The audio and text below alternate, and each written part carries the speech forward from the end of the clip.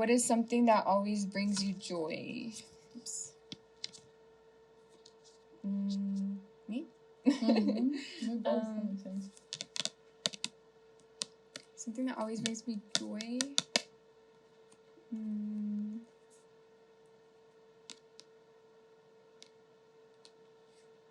I can answer it. Okay.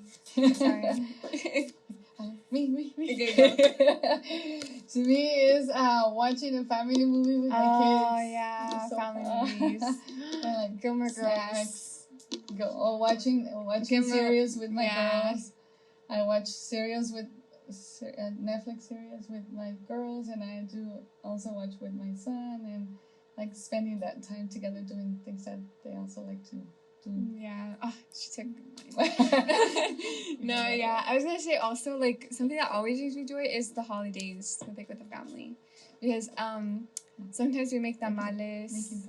Yeah, tamales, and like it's always fun, and I think just like having, or just like any like family or getting together with families, I think what always brings me joy, but especially the holidays. I think I love it.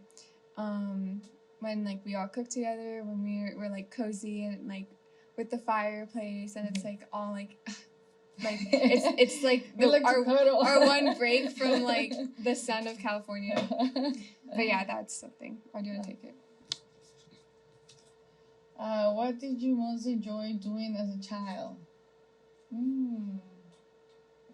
As a child, I love being involved at school with any activities, anything that was there. Like, who wants to do something? And then nobody wants. I was like, me. And sometimes who else can help besides Karolin? So, because that was my way of going back to school, seeing my friends, being involved.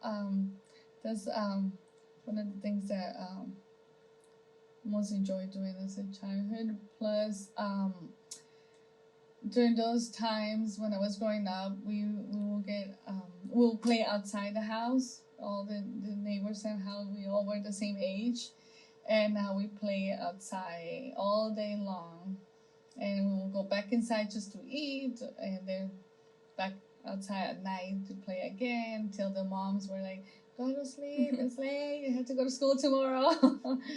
That's one of the things that I enjoy.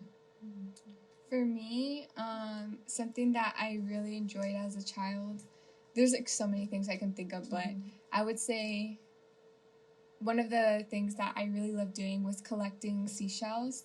And like not just seashells, but I had like a bunch of different collections. I think one of them was a seashell collection. The other one was just a bunch of random little things that I would find, but it was like they were cute things. But yeah, definitely like collections or like cool like findings and stuff. Like I think that was something I really enjoyed as a child. Yeah. What would you do if money was not a problem? Wow, good one. If money was not a problem, I would be able to just achieve everything like that.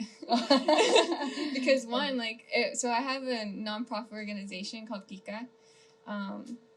It's definitely a lot of work, just being able to, find the team to like get things done, find the best way to fundraise, find legit like organizations to collaborate with, especially in Guatemala where things are very different. So I would say if money was not a problem, I would definitely be able to, expand on geek organization, expand on just different goals and things that I have in mind. So, yeah. That's not exactly what I was thinking. Yeah. About too. If money wasn't a problem, we'll be able to help a lot more people. Yeah. Geek organization. Oh, and sorry, we didn't explain what Geeka was. Did we? No, right? Geeka is a nonprofit organization dedicated to combating malnutrition in Guatemala. So specifically in like just making sure that, they are provided with the proper nutrients, food, and then we're also targeting education and faith. So those three things. So we do need a lot of money in order for us to help them with education and also to find ways where we can provide jobs for the parents, because the reason that these kids don't have food is because the parents don't have a source of income, and or the little bit that they have is not enough for the whole family. So money will help a lot. Yeah. Okay. Oh wait, is that your turn? How do we get a random one from the middle? Okay. What is the bravest thing you have ever done? Bravest thing. Now I'm gonna have to think. I have to go. What's the bravest thing?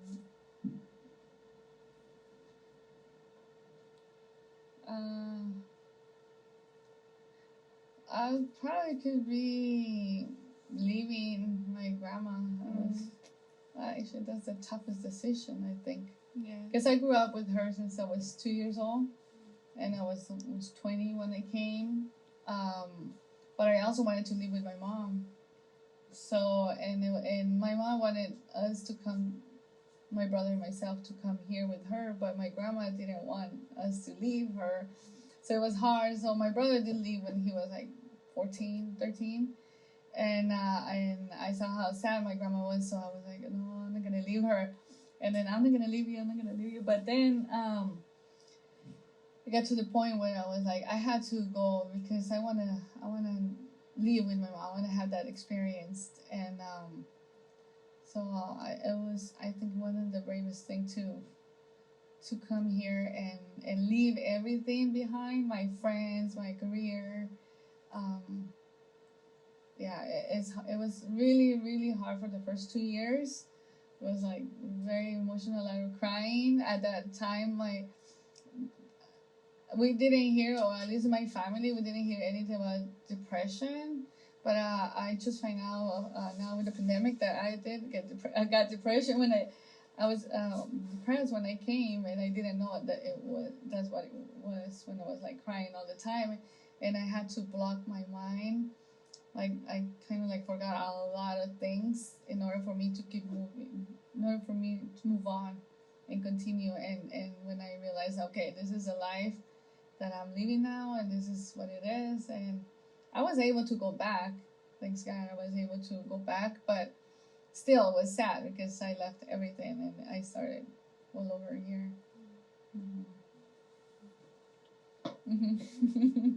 I don't know how to follow that.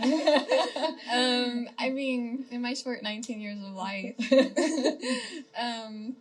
I don't know. I can't really. I would say there was one time there was a dead rat in the kitchen, and I picked it up by the tail. It was you? Yeah, I remember that. I didn't want to touch it. Nobody wanted to do anything. It was you, huh? Yeah, that was very brave. I admire you. I think I was like, I don't like rats, but I'll pick. No one else wanted to pick it up. No, you got it with a box, right? No, I picked it up by the tail because there's a rat, and then we set a trap, and we got it. And no one wanted to pick it up, so I grabbed the glove and I picked it up and I threw it away in the trash. That's one of the bravest things I've done. Yeah, I just couldn't think of like another better one. Anyways, okay.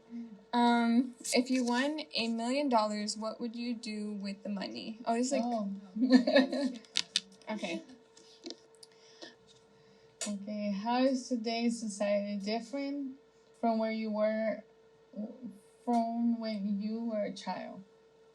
Society. Two things to compare. One is because society here is different than when I was a child. But let's say when I was 20 and now. I think now society is more in other people's business. More like disrespectful, I feel. I feel that they like to give their opinion without being asked. Yeah, and who asked? Nobody was more before. The people were more respectful, more like.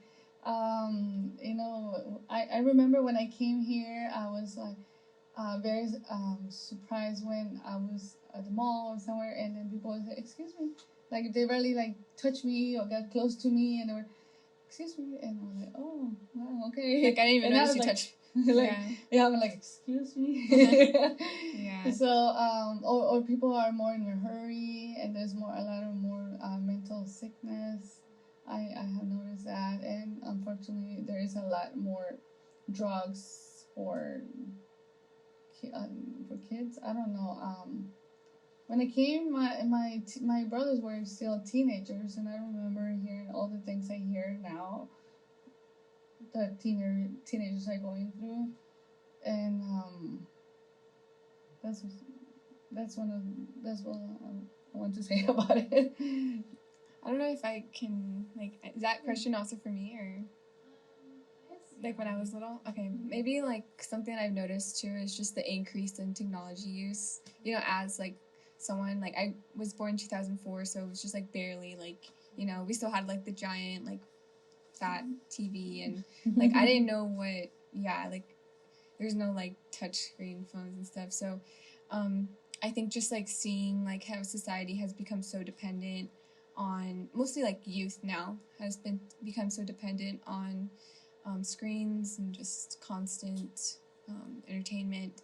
I think that's definitely something that's changed, and not only that, but that has contributed to the, you know, drastic like change in how when I was little, I actually was little, but now like little kids are acting like they're my age, you know, 19 or 20, like they're acting like so much older than what they actually are, and I feel like that's also just contributed to, you know, phone, social media, and everything. So I think that's the biggest thing that I've seen change. This one says, "What is your most precious memory?" Oh my gosh, I grabbed like 3. Okay. Precious memory?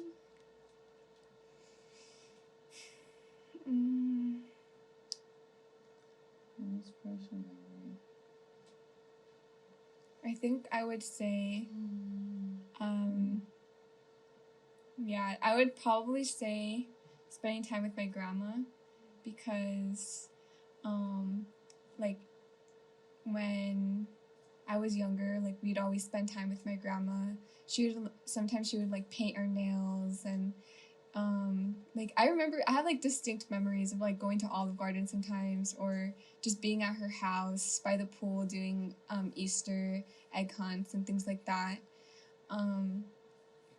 And she had, like, the most beautiful, black, long, thick, healthy hair.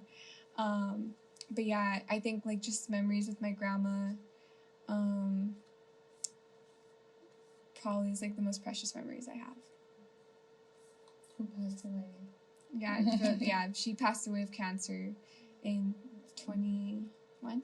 It's gonna be 7 years the 30th of this month. So, yeah, it's been like a while, but it still feels a little bit recent sometimes. But yeah, she passed away of cancer, and that's why it was like especially hard. I think it's like seeing like she even was like in the movie industry and stuff. Like she was that beautiful, and like I think like seeing her hair fall out and everything was just very impactful. So I think just having those memories still, like me being a little bit older to the point where I can still remember that is, yeah, that's one of the most precious memories I have. For me is giving birth. Yeah, that's to me specifically. To me, giving birth was like, wow. With especially the first time, right? I was gonna with all of them. I have great memories with each of them. Where like with Kiara, I was watching a lot of videos. I was reading the book, 2 books, one about breastfeeding and one about like what's happening with the baby before giving birth.